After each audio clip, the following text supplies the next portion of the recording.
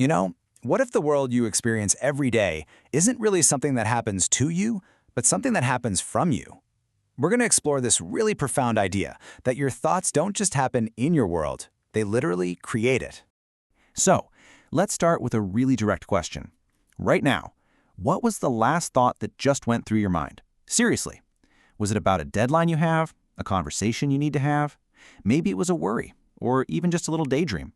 Whatever it was, just kind of hold on to it for a second.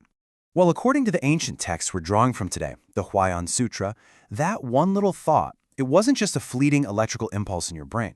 It was a genuine act of creation. The text puts it in this wild way. In every single one of our thoughts, countless worlds are born. Now, I know what you might be thinking. That sounds like some beautiful, flowery poetry, right?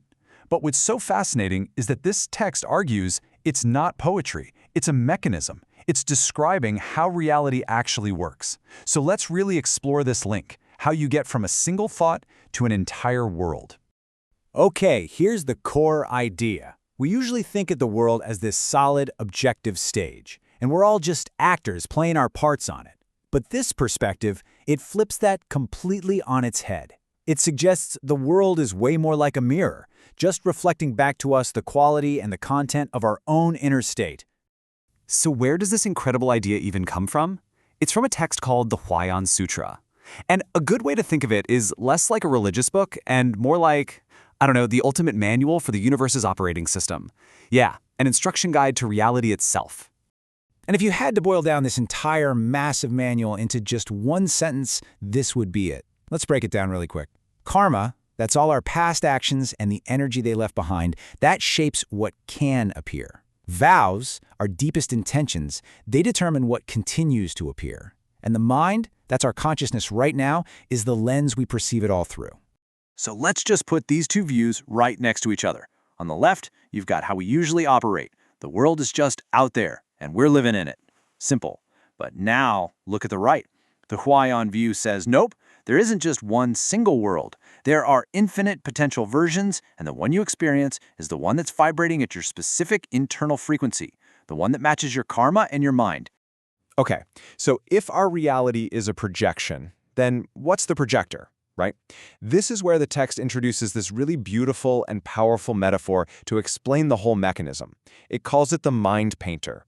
And this right here is the key line. It's such a bold, definitive statement. All of these worlds are created by the mind painter. And what's so crucial to get is that the text is really clear. This is not just poetry.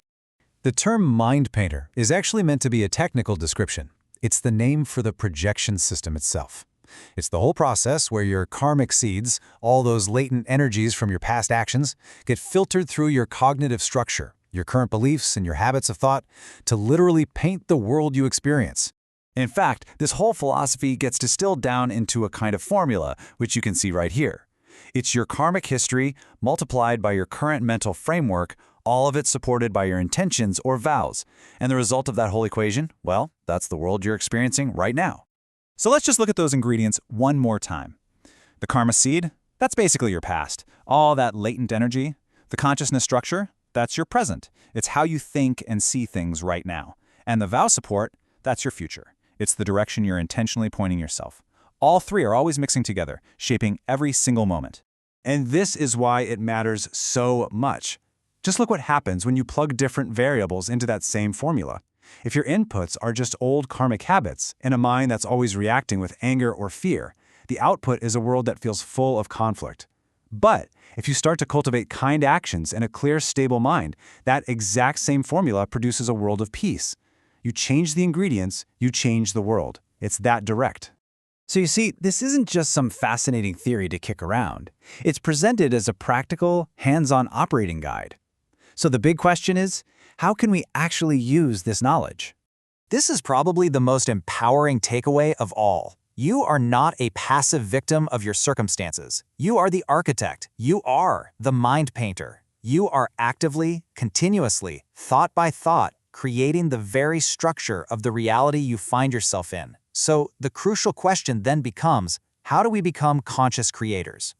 This philosophy actually offers 3 principles for adjusting your reality. First, stop blaming your environment. Just stop. Remember, it's only a mirror. It's not the cause. Second, treat every single thought like a powerful tool. A thought isn't harmless. It's a tuning fork, dialing you into a specific reality. And third, you have to activate your vows. Think of your karma as the autopilot, just running on old habits. Your vows? That's your manual override. It's how you take control and choose a higher destination. And really, that brings us to the ultimate choice. Every day, every single moment, we're at this crossroads. Are we just going to let the old programming run the show? Or are we going to consciously grab the controls? So we'll end with what the text calls the ultimate self-check question.